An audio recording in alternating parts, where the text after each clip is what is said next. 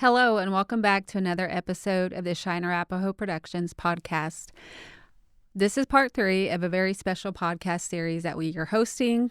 We're telling the story about the El Reno Lady Indians basketball team.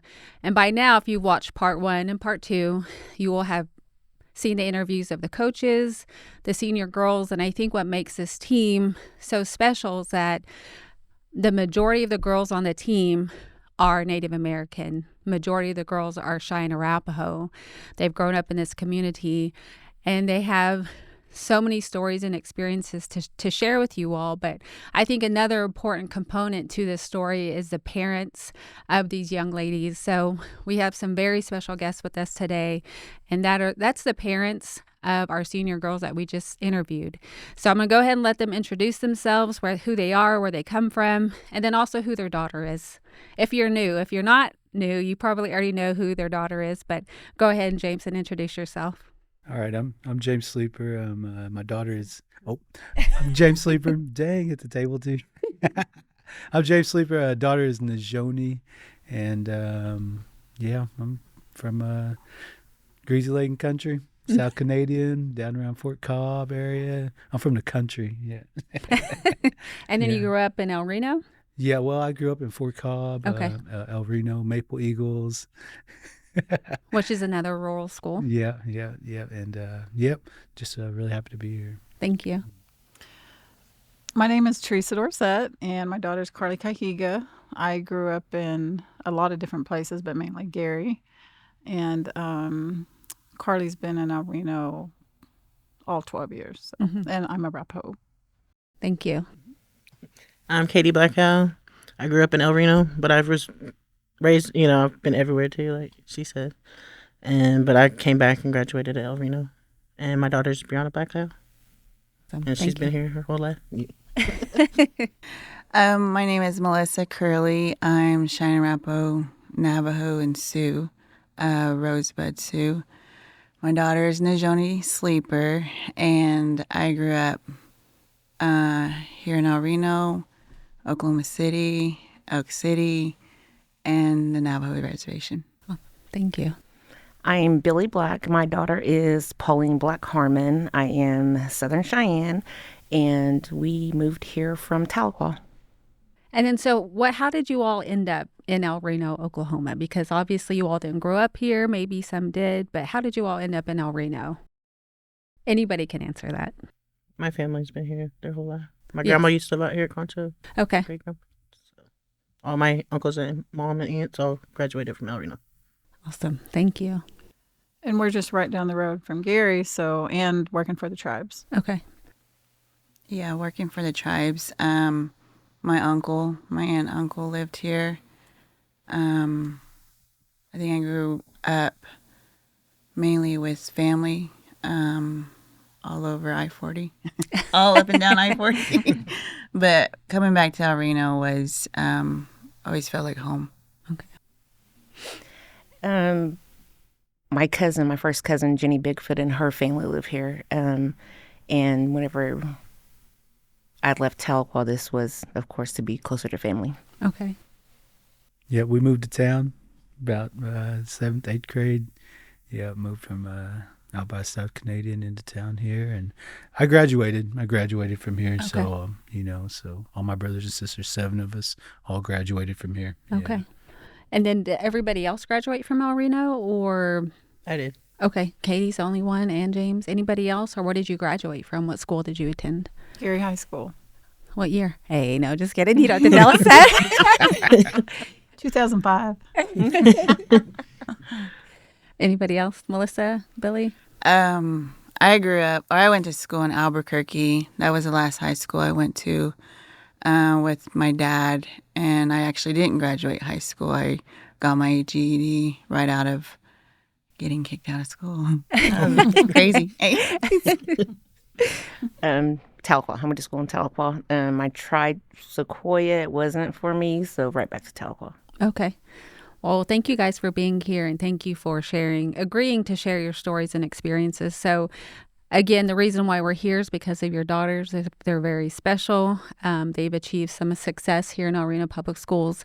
The first girls team to ever win a state championship. So that's what we want to talk about, is just how you've raised your daughters, and more importantly, the sacrifices that you've made for your daughter to have some type of success. And maybe you didn't have that. We didn't have that. But what did you want for your daughters? What did you want for your kid? What do you want for your kids? And that's a story that we want to tell. So let's just jump right into it. So when did you know that your daughter loved basketball? When did you know, like, okay, this is real? Like, I mean, we're going to put time and effort into this. At what age or what grade did you see that she really enjoys this? She really loves it. She's really good. When did you all know that? Probably Darlington. Her 5th and 6th grade. 5th and 6th grade? Yeah.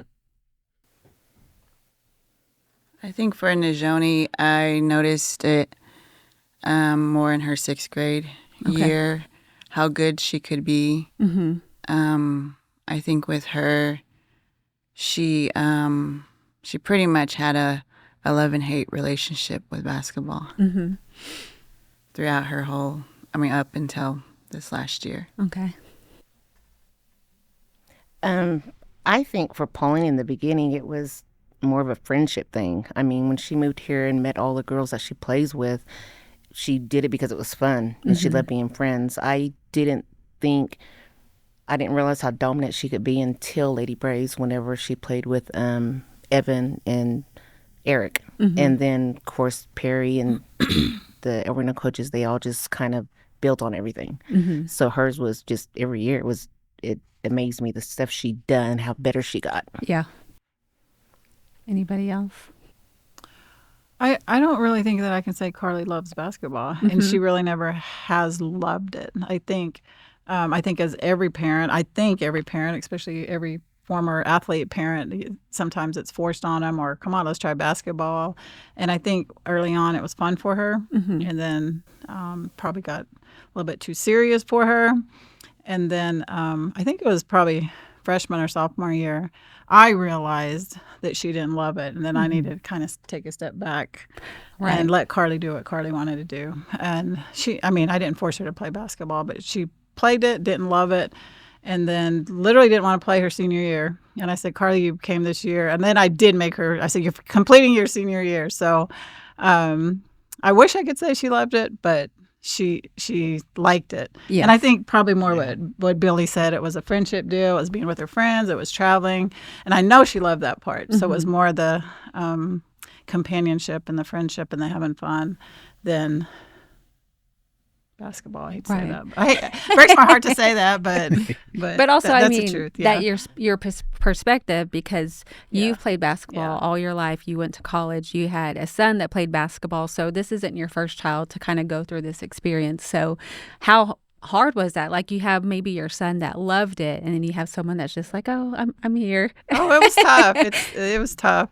But I literally had to take a step back and just say, because I know everybody at this table was hard on their kids, because I watched it.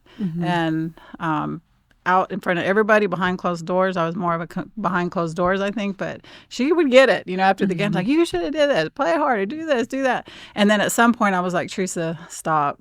And because I didn't want to take the joy out of it, but at the same time, I wanted her to be competitive and say, I don't expect you to go score 20 points, but I do expect you to try hard when you get on the court and play your butt off and put all your effort into it.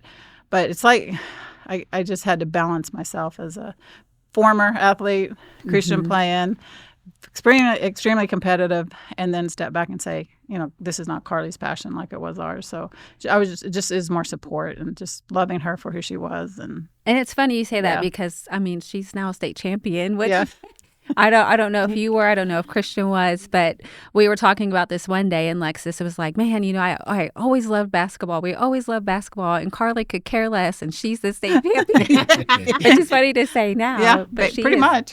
Yeah. Right? But James, do you want to share anything? Yeah. One time, I think Joni was maybe 12 or 13, and she was wanting to play basketball, and she was acting serious about it. So I wanted to see how serious she was, And so I took her down to Randlett Park down in Anadarko place that is kind of like special to me, you know. And they always have basketball tournaments down there. And so I said, "Oh, go! You really want to play? I'll take you down here." You know, and so it was just me and her. I think that time I took her down there. We didn't have no team. We didn't have anything. And I just started talking to people, you know, y'all need an extra player? Like she wants to play, you know. And so I was telling her stuff like, you want to play? It doesn't matter who you play with or where you play at. It's just a game. It's the same. So let's see what you're going to do, you know. And she ended up going into overtime with that team for the finals, and they lost. And her little determination was showing to me, you know. And from that point on, I was just like, yeah, if I believe you, you know, I believe you. And but if you're going to do it, you've got to be serious about it, you know. If you're really going to do it, I'll take you wherever you want to go, you know. So. And what age was that? I think she was 12, maybe 13 at the time. Yeah. And so Teresa did mention competitive, right? So let's talk about that conversation of there's a difference, right? Of let's go play a league in El Reno or Yukon that's kind of league ball. But what is being competitive, and what does that mean? And maybe explain that to some of our parents that are listening. I'll start with this one. So I think if you're an athlete, you're naturally competitive, and see, I don't know which direction to go with this, because as far as being a parent to Carly and being competitive, it was tough because she, like I said, she was just easygoing, carefree. I don't want to say didn't care, because she cares, but at the same time, the competitiveness part of it, and I believe me, when I say I've watched all these parents over the years, I've watched these parents, and things that stick out. We were at Respect Gym one time. You were in there with a broom. Do you remember that? Yeah. He was holding a broom up, making Joni shoot over that broom. And then even with the twins, Alex and Emery, I remember being in the gym in El Reno with Christian when he was younger, and he was in there just making those kids do those drills, and they were little bitty guys, and I was like, "What the heck?" But I mean, I think the competitiveness is probably learned, but I also think it has to be ingrained in those kids too. Like these, I feel like these girls were competitive, and Carly just naturally wasn't. She just wanted to be there and be a part of it, not. It just wasn't in her, so. So how, if you notice like your kids are competitive, right, you kind of see it in them, you see them being scrappy and feisty, but how did you feed that competitiveness? Because it's easy, right, to just show up to your school game or just practice at school and that's enough, right? But what was, like, if that's not enough for your kid, what is that next level, and what did you do for them? Taking them to the gym, or, you know, explain to us how you fed that competitiveness for your kid, and what, you know, just school practice isn't enough. You know, what did you do to help your kid kind of go to this next level and the commitment? Kind of explain that, what you had to do with your kids.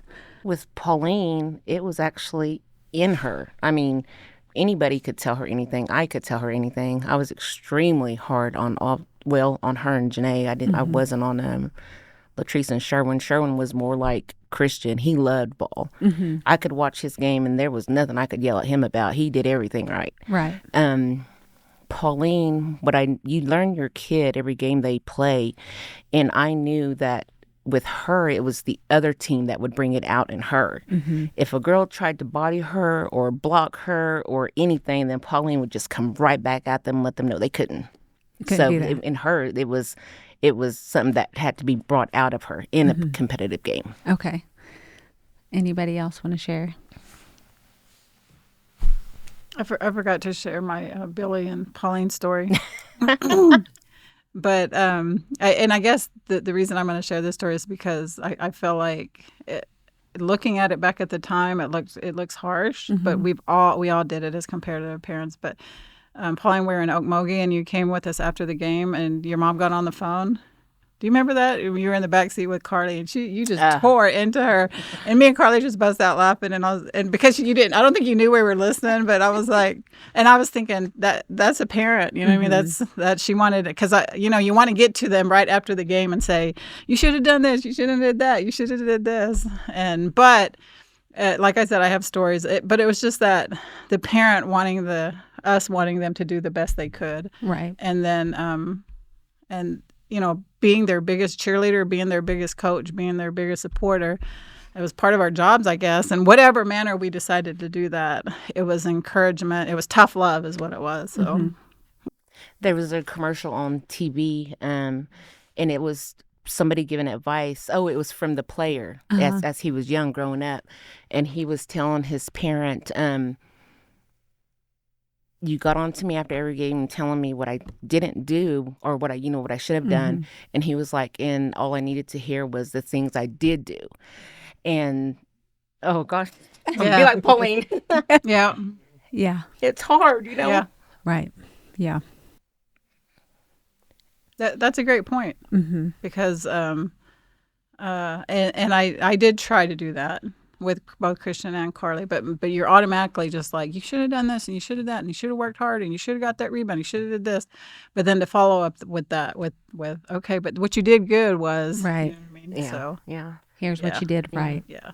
I think mean- the hardest thing is whenever you see your child have a great game, you expect that every game. Yeah. And it's not going to happen. Yeah. So to any parent listening, I would try to tell them right after the game, hey, you did this great, you did that great, and maybe wait till the day after and be like, okay, let's work on this. You didn't get as many rebounds or something. All right. That's what I probably would change if I could with Pauline. Great advice. And how did they respond to that? Did you hurt their feelings? Did they, respond back to you? They shut down, or how did they take that criticism? With Pauline, she shut down. And I learned it wasn't until her junior, senior year where I was like, okay, I need to step back and quit doing it. I was the worst parent. You could hear me. I mean, she could have 15 rebounds a night, but you can hear me, follow your shot, rebound your shot. And Right. and it wasn't whether or not she had 20 points. Okay, you missed that rebound. You could have had more, Yeah. I would just strongly suggest to any parent to encourage them more and not go at them wrong. Yeah. But- I think whenever Najoni, when she had a hard time in a game, or James usually would talk to her and tell her things that she should work on. And I remember my cousin Natalie talking to me about Tyler's games and how my uncle would talk to him, and it made me think about, what do you feel like? I asked Najoni, what do you feel like you did good in? What do you feel like you need to work on? And what do you want to do? Do you want to play basketball? Is this something that you're passionate about?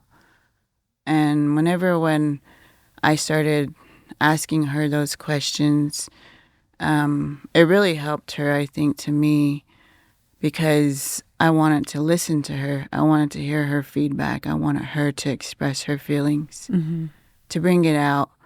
And I think to any parent that, it's your energy is high after a game. Your energy is excitement, or you just have a lot of energy after a game. You want to be able to share that with your kid, and like you're excited or you're upset, you kind of like, in a sense, react in that way. But whenever when things calmed down more, whenever things were like, okay, we got it all out, your dad talked to you, we talked to you, but I want to listen to what you say. I want to listen to how you feel. And I think that was a big thing this past year for her senior year. I had listened to her, and I told her to just come to us, go to your dad, talk to your dad about your feelings. Any bad game, good game, I said, we're always here. And he'd always had told her, we're always here for you. And listening to them is very important. It makes them feel important. And that was something that I felt like would help for her, and especially these seasons that were coming up for her. So that's what I thought, for any parent to, I guess, being competitive, but also listen to your child Mm-hmm. and how they felt. I was really tough on Joni. Mm-hmm. I was really, really tough on her a lot, But like I said, whenever things were good, I was still tough on her. Mm-hmm. Whenever things were bad, I was still tough on her. Mm-hmm. And I would tell her, like, do you really want to do this? If not, it's okay. Like, we love you no matter what. But if you're going to do something, you need to, like, give everything you got for it, like every sprint you should be giving everything you got if you're serious about it, and it's going to set an example for yourself and for your teammates. And yeah, I don't know how many times I was like, just go turn your stuff in. If you're going to have a bad attitude, go turn your stuff in. Let's go. Like, if you're not serious about it, let's go. There's other girls that would love to have your position. Right. Yeah, love to travel, love to go play, just go turn it in. And then she would be like, no, and I'd be like, okay, well then get it together. Be serious about it, because you're developing your work ethic, your character, how you approach things. And so it was pretty tough, and I'm glad Melissa was there to kind of play the good cop position, Yeah.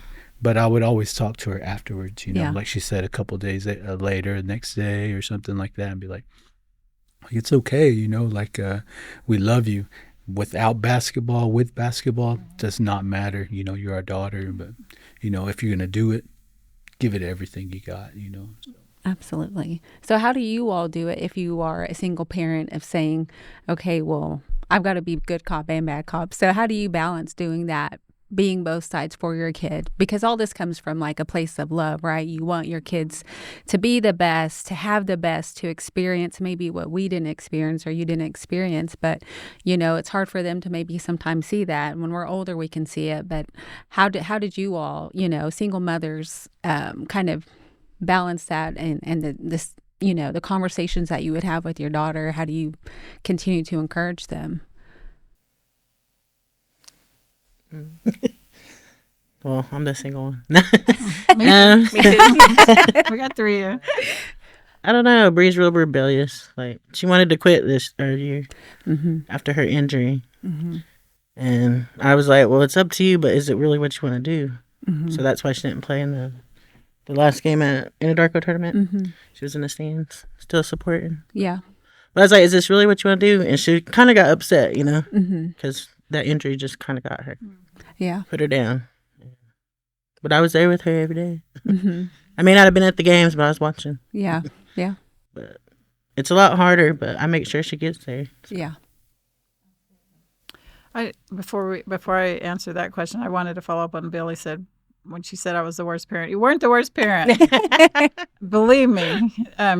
These parents were at every game, every tournament, taking them, driving them, invested, and and I think the way that we care, we want them to be successful, right. And I know I didn't handle Carly the best way. You know what I mean? And I'm not going to cry because I'm not going to cry, but she just has a soft soul, you know what I mean? And that's just Carly. And I'm just glad I realized it when I did, because I could have been way much harder on her. But like you just said, it's all out of love for our kids and wanting the best for them, want the sex. And I'm glad we have this platform, because now we can say, just like you did, what would you do better? What would you do different? Right. And I love what Billy said. When you give those lectures of what they could have did better, tell them what they did good. So, and I definitely do that with my younger kids now. So, you learn from it. So. No, Don't was be the second like us. question? All of us said what we found out our senior year to them. Yeah. Don't be like us. Don't wait for the last year to change. Just how do you handle that? Because having these conversations of like, I want to be really hard, but I've got to be soft. And then you all as single mothers trying to do all of those things for your kids. I was sitting here a little bit envious because they did have the good cop, bad cop. You know what I mean? And as a single parent, you have to be both. And it takes time. It took maybe it took us a little bit long. But you know what? I think with Christian, I was the bad cop all the time. You know what I mean? Because he constantly reminded me, "You're too easy on her. Don't. It's not an option if she wants to go to the gym. You didn't give me an option. You know." And I don't regret not pushing her. I'm glad I stepped back when I did and just said, "Carly, it's your decision." But because I was a bad cop. You know, you got get there. You got to want it. You got to do this. You got to do that. And it took me a minute to realize I had to be that good cop along with that bad cop, but and the mom and the dad. So, but you just do it because you don't have any other choice. Right. With Pauline, she was lucky enough where I was constantly the bad cop, always on her. But she was lucky enough where my mom and dad, my sisters, Teresa, everybody that watched her, they would all come up here to her after the games and just automatically tell her how great she did, you know, and got me in the corner rolling my eyes. I was like, okay. but yeah, I mean, you don't realize it, how much El Reno, the tribe, everybody, whenever I would, come after her, but then you have everybody else telling her how great. So I think that kind of evened her out some. Absolutely. What would you say now that, I mean, looking back, right, it's great now that they have achieved success, right? I mean, everybody wants a gold ball in high school and state championship. And what's even more special, right, is because they've been playing together for so long. They've known each other for a long time. They're not only playing school ball, they're playing, respect ball or Lady Braves or AAU together. So what would you say have been the key factors to their success? I think our tribes had a big impact on all of them, just the opportunities that they've been provided throughout the years since they were young, and even having Darlington that starts basketball at third grade, and it's just constant reinforcement of the game, of their skills, and I think it had a really, like, the respect program in particular, and all the coaches along the way, and then just the community's love for basketball as well too, I don't know how Joni ended up being a basketball player. I wanted her to be a soccer player, and when she gave it up, it broke my heart. 'Cause that's what I played. But it was like, you knew it was going to happen. You knew they were going to be basketball players, and then with the respect, it's just, it's. I'm still in disbelief at all of the girls. I think that had a really big impact. 100%. I agree with that. And I thought, if anything, I wanted to take this opportunity to acknowledge that the tribe invests in their youth, number one, and does that through the respect program and education program and our health programs. And that's been a priority, I think, for the tribes for many years. But that hand in hand with Darlington starting basketball in the 3rd and 4th grade, and even more so inclusiveness, because if you want to play basketball at Darlington, you're playing basketball. You know what I mean? They got 40 people on that bench, and they're going to try to get everybody in that basketball game. So, and the tribal community, the tribe itself, I just feel like it's just one big family that has supported these girls through day one, you know what I mean, and led them to El Reno High School, where it all came together there to create state championship team, along with the coaches and the community, and I give big props to the tribes. Absolutely. Yeah. Anybody else down there on that end? I think, like, taking just like what Eric did with our girls, he really sacrificed his own time to bring them together, create this team of them, and us all watching them when they were that young. Him and Evan did some practices with them at Darlington. Just having that individual just take them aside and do that with them, it really, to me, is a key factor in them that helped them to grow together, to be friends, to have that connection with each other. And what was exciting about that was watching all of these girls grow. I'm going to cry. They're all like our daughters.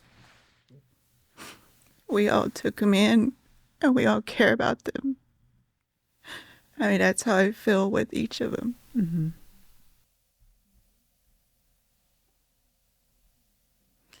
I want to add to that because I don't want to leave out the coaches, the Evan and the Eric and the Perry, and that's just total dedication and care for our kids because they are the ones that I don't know that they got paid, and if they got paid, they didn't get paid a whole lot to invest their time and energy into our youth from early on. You know what I mean? Didn't give up on them.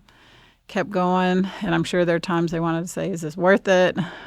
But still going today. You know what I mean? Coaches are still going. New coaches are jumping on board to invest their time, respect, starting several teams at very young ages now. So it's just an investment, and I personally want to acknowledge everybody that's a part of it, including the tribe in Darlington and the coaches that took the time for my kids over the years and that continue to take the time for my kids. I was just telling them earlier before we started, I was picking up my kids the other day, and there was a respect band out in front, all these little kids loading up on the van, taking them to respect to work on their basketball skills. So that's where it starts. It's just starting all over again. Yep, starting over again. Yep. Anybody else want to share? Well, me coming from Tahlequah, I think one of the main pieces was the tribe. I mean, Pauline didn't play basketball in Tahlequah until we got here, and then she met the little crew she has now, and they just all decided, okay, hey, let's play ball. And from there, it was, like you said, Lady Braves, Darlington, respect. Me living in Tahlequah, I did not realize how much the tribe does for the youth. Everything they offer, all they do with them, and I think that helped her 100. Just being here and being able to be involved.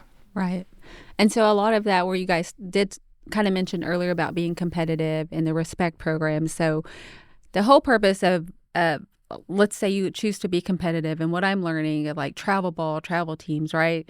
To do that, you have to have money. And so respect program, right? The intent was to alleviate those costs for families that we can give our kids opportunity to compete, right?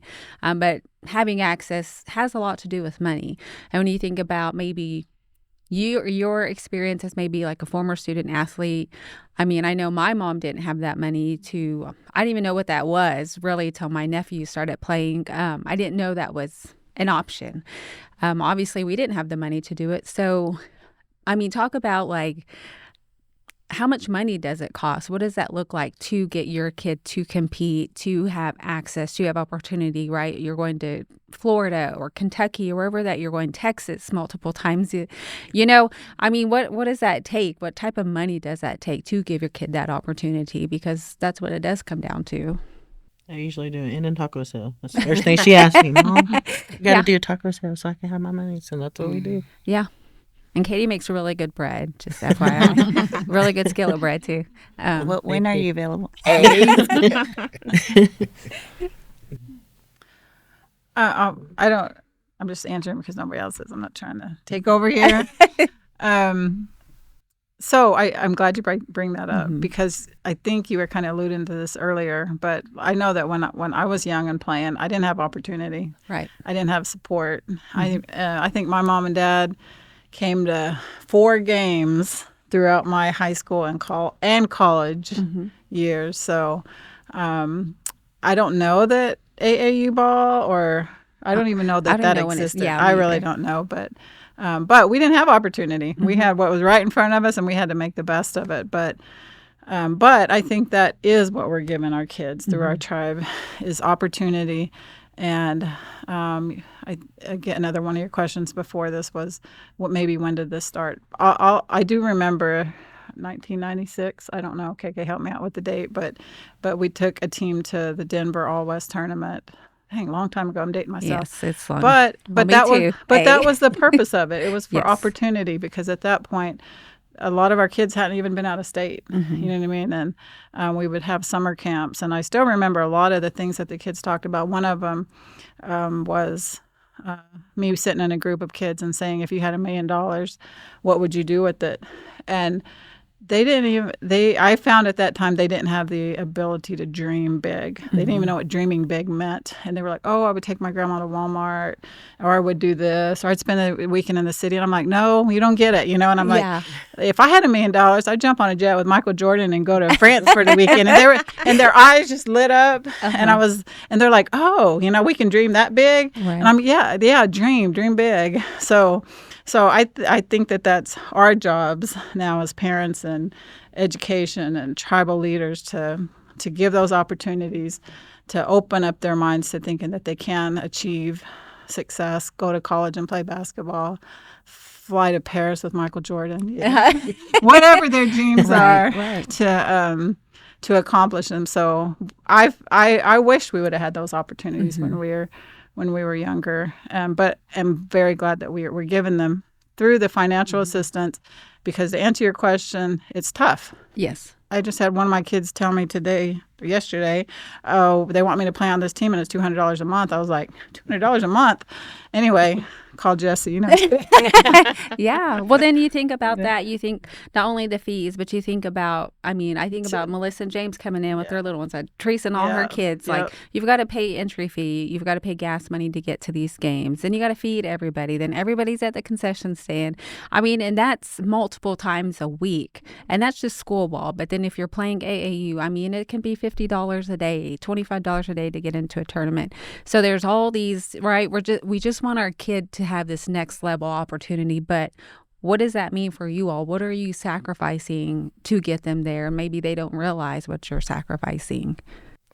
When Pauline only played AU for her junior summer, going into her senior, and with me being a single mom, it honestly helped that my family, my mom, my sisters, Pauline's older sister, they were willing to do whatever for her. So it helped a lot just having family step up. Right. So it's not just yourself. No, it's not. There's no way it could have been. Like you said, AAU ball. So you have a monthly fee. If you don't pay it all up at once, you have to pay your gas and money. You have to pay your hotel. You have to feed them. And these tournaments they go to, they're different states. They're not in different towns. You can't go a couple hours and be there. And most of them were a week, so you have to pay for a hotel room for the entire week. So yeah, it takes a lot. You even have to pay for your jersey, whatever warm-ups they have. You literally pay for every single thing. Right. For Pauline, we did do it just hoping to get her a little more exposure to coaches.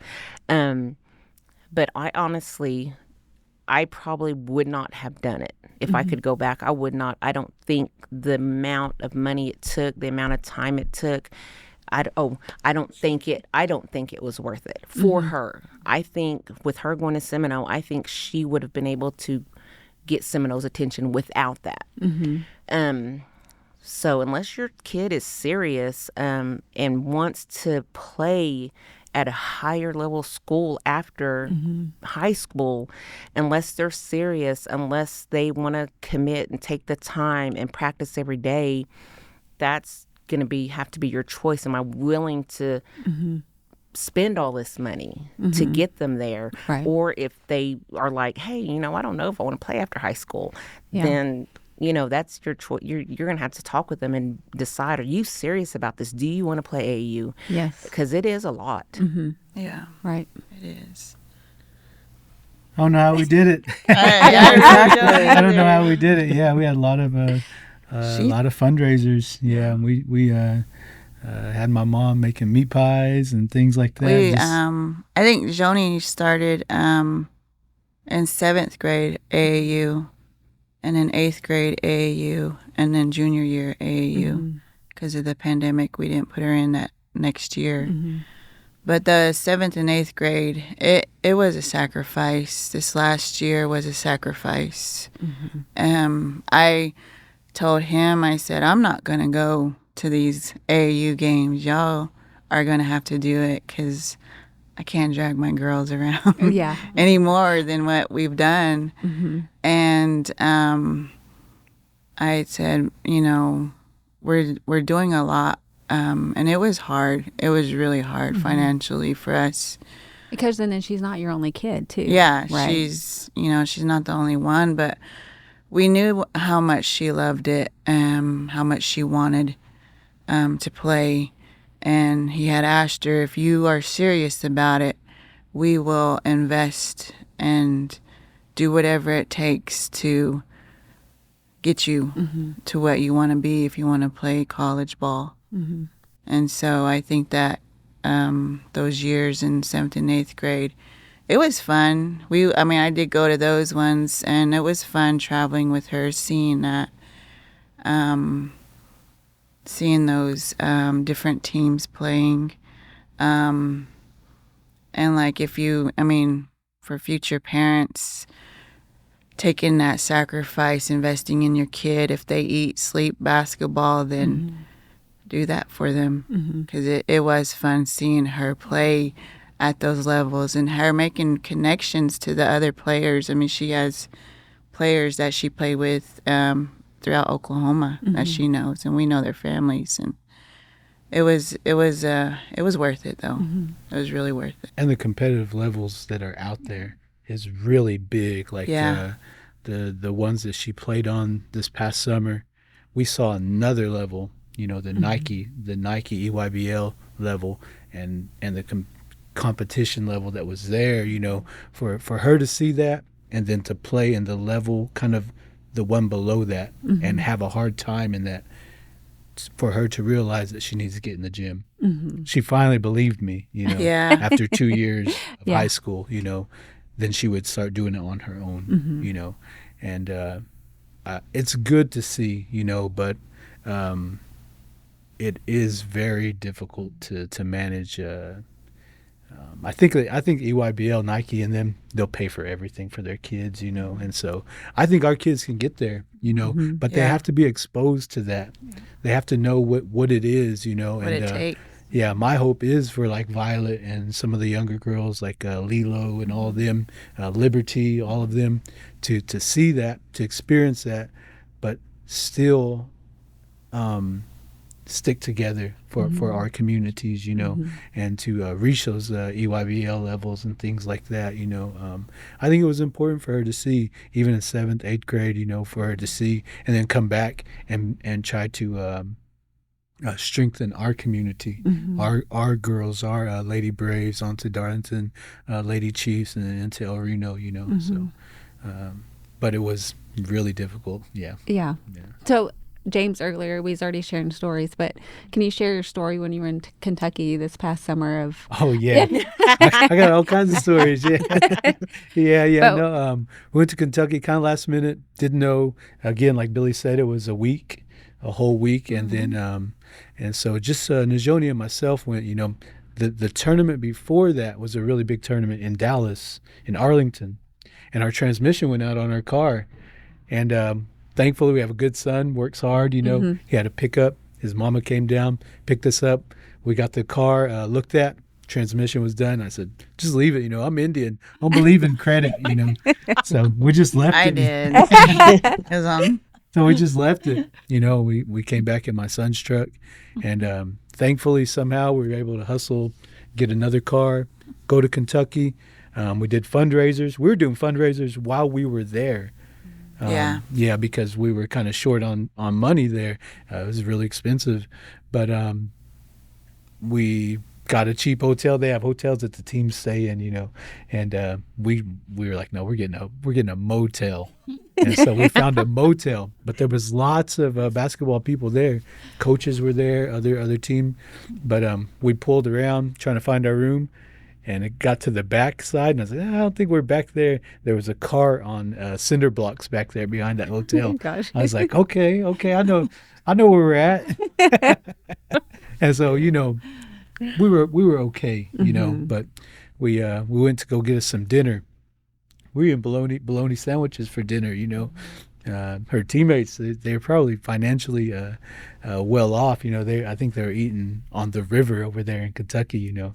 And so we were in bologna sandwiches.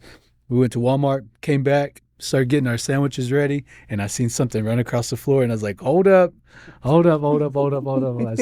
I said, I kind of moved some stuff, and I said, yep, pack everything up. Pack it up. I said, we went to the front office. We got a different hotel room, you know. And, yeah, just kind of, but it was worth it, you know, like that tournament in particular. We saw Dawn Staley, you know. She was there. She was scouting. I was jealous. She was scouting kids. UConn coach was there scouting kids, you know. Joni was on the team. Pauline, they had just all these college coaches watching them play, you know, and just too little. Yeah. Just really proud of them, you know, for stepping out and believing in themselves to go to places like that, you know, from Renlet Park, you know, from Frank Knight, you know, little parks in our communities, to be on these. I think they had 101 courts going that time in Kentucky, maybe more. I think there was like 1,600 teams at that tournament alone, you know. Well, there was a lot whenever they went to the Dallas AT&T Stadium. Yeah. So that was a big one too. Yeah. So, yeah, I just, you know, it didn't matter to me. It probably mattered to Melissa, you know, what financial strain we were going through, you know, but to see Najoni happy and content and say, you know, waking up early, going to the gym, and just seeing, you know, how exciting they were. And shout out to Pauline and the girls. They won national championship that summer. Yeah, Pauline, I think it was her team. I don't think they lost a game that whole summer. Yeah, they didn't lose a game the whole summer. I remember one time, I don't even remember what gym it was, but Pauline had to go up against, this girl was like 6-something. Well, Pauline was like to her chest. Oh my gosh. And Pauline kept her out. She didn't score on her. Pauline went at her and scored on her, and she probably fell 3 or 4 times. And that coach was like, "Pauline, why do you keep falling?"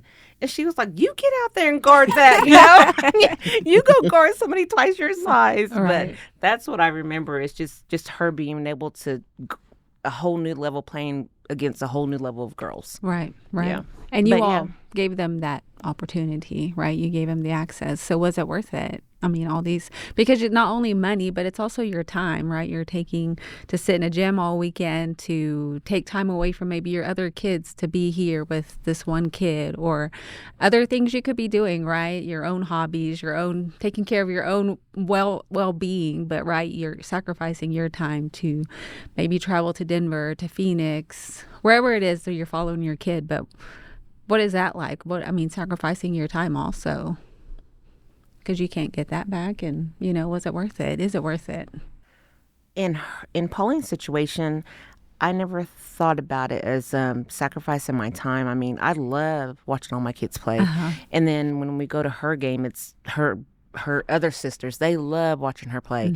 So we couldn't wait for a game day. You know, it was on our calendar. I made sure, you know, even working with Teresa, my days were marked. Hey, I'm going to be gone. This is game day. Yeah. So I never thought of it as losing time for myself. I mean, we absolutely like I said, I love watching. I have all 4 kids that all played all 4 years. So, yeah. I think it was worth it because seeing all the younger kids go up to Joni and just like they were saying that's her little fans in a sense. coming back to the community and what they had done as a team, as young Native American girls, was huge to me. Right.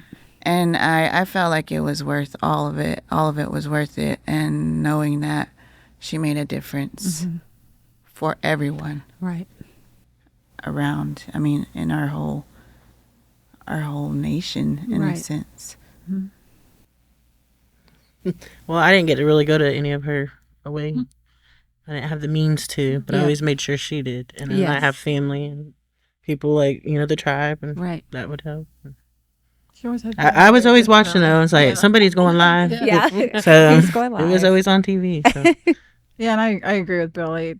Like, Carly's probably mentally done with, and I know she's looking forward to the summer, but I can't wait for the tournaments with the girls. I love it. I've loved it all for years, even though, Carly's does it more as a hobby than, loving it. I literally can't wait I love every second she's on the court. I feel like there's still some untapped potential in there, but I definitely not a sacrifice. Yeah. At all.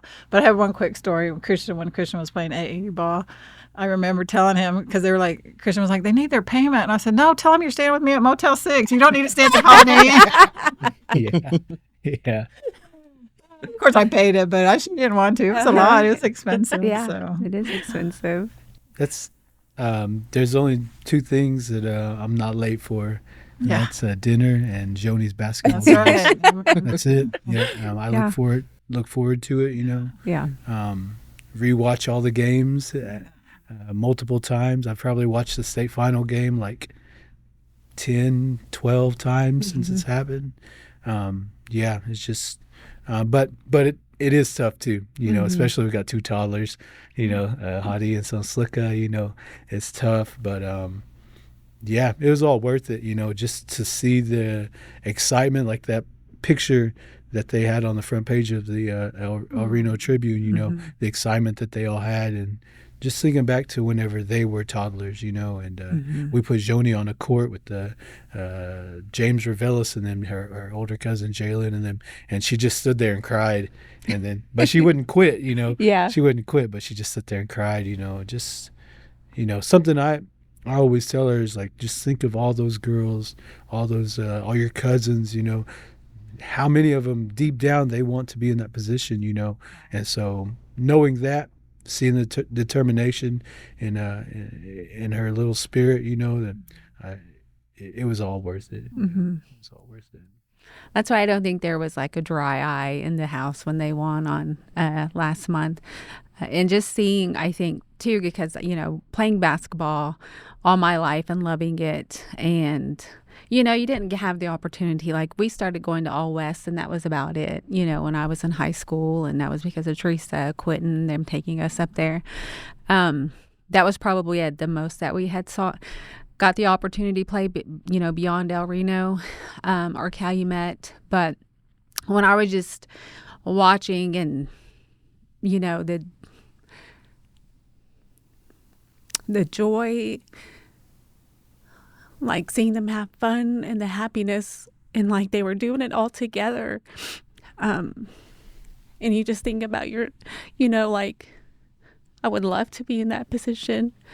I grew up playing with Natalie, all our life, and like how cool would that have been, and then you look around and you see mainly Native girls on the floor.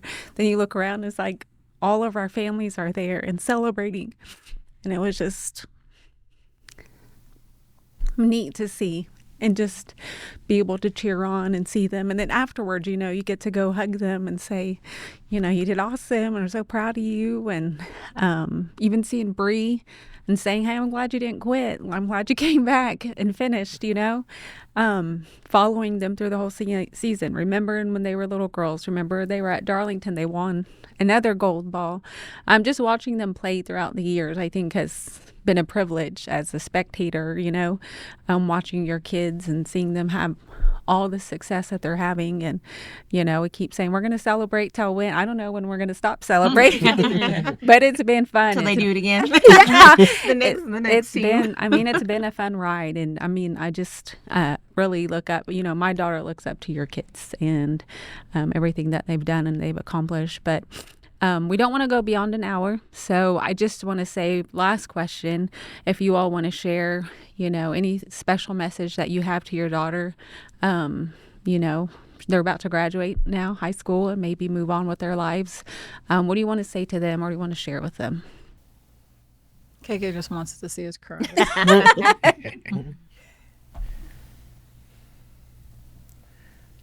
You start. I'll go first. Yeah. There's a lot of times whenever I may not have cheered for Joni, and I told her, like, some of the girls on your team, they might not have support, they might not feel like that, and so I try to cheer really, really loud for all of them, and I just love our youth a lot, and so I wanted to know Najoni to know that I'm extremely proud of her,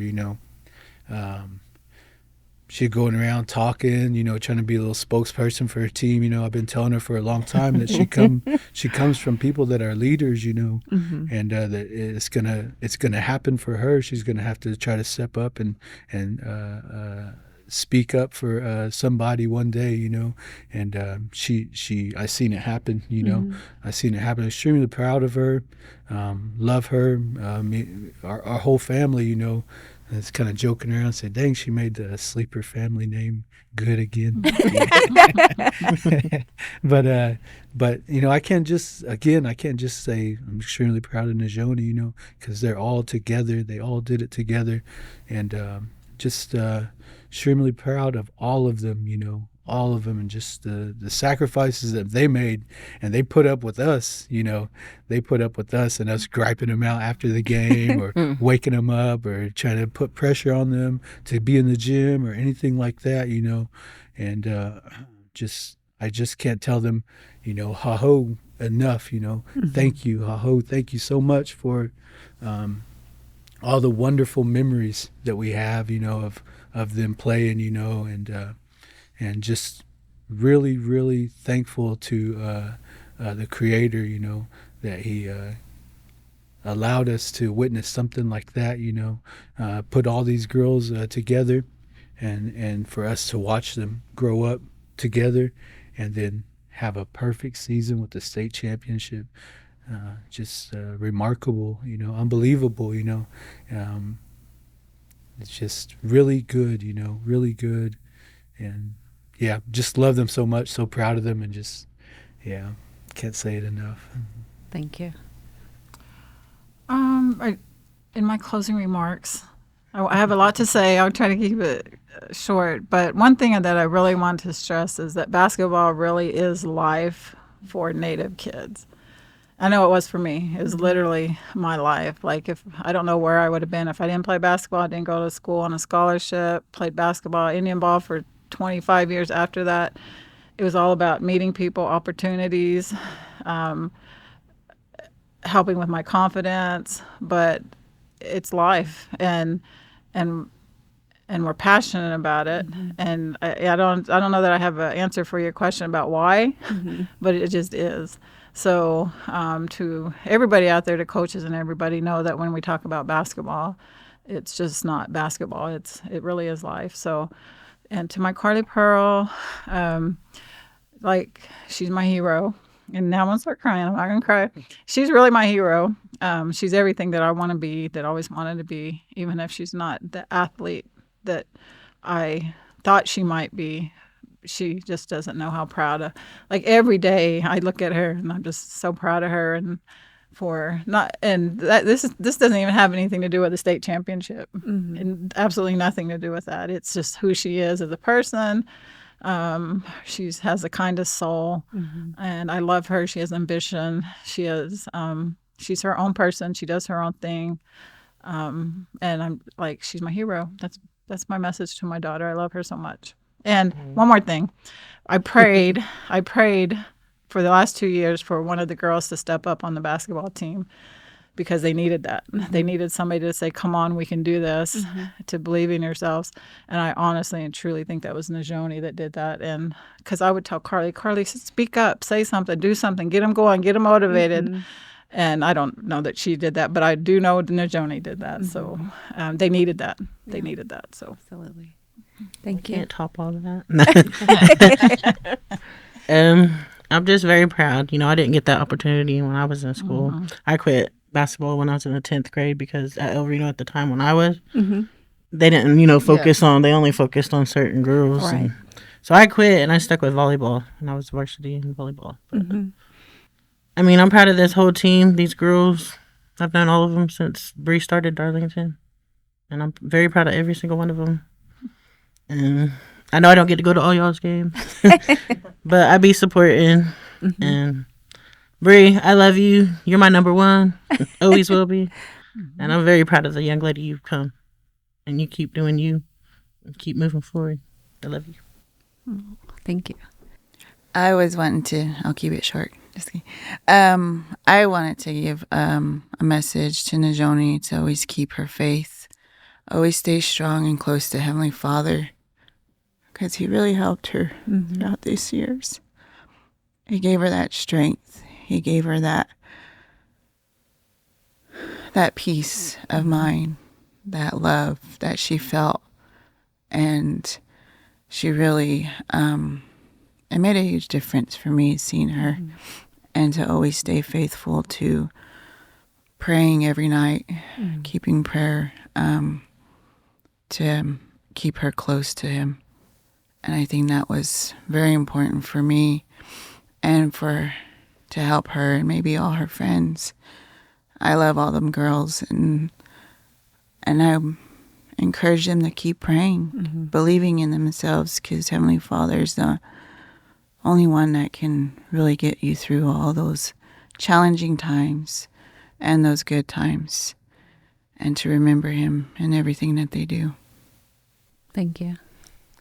So, like I said, of course, all 4 of my kids played ball. I'm extremely proud of all of them. I cannot wait to watch Pauline in the years to come. She's extremely beautiful inside and out. I do want to thank Najoni, Bree, Carly, Emery, the ones who started and finished. I mean, Pauline wouldn't be here, have the gold ball, or be the player she was because of them girls. So definitely thank you to them. Yeah. Thank you guys for sharing, your stories and experiences and being so open and honest. I think that's all that we wanted today. But most importantly, what I've learned that I need to stop getting onto violent, moving forward and trying to be more positive and encourage her and, allow her to have fun, because she does love basketball. And I think a lot of that goes back to your daughters, watching your daughters play and play well. And I'm thinking, well, they won every game this year, so what did y'all have to complain about? Hey, no, just kidding. No. But thank you guys for sharing. And like we said at the beginning of the story, there's so many layers to these girls, right? Where they went to school at Darlington, how that played, the opportunity they had outside of school with these coaches investing in them that were tribal members.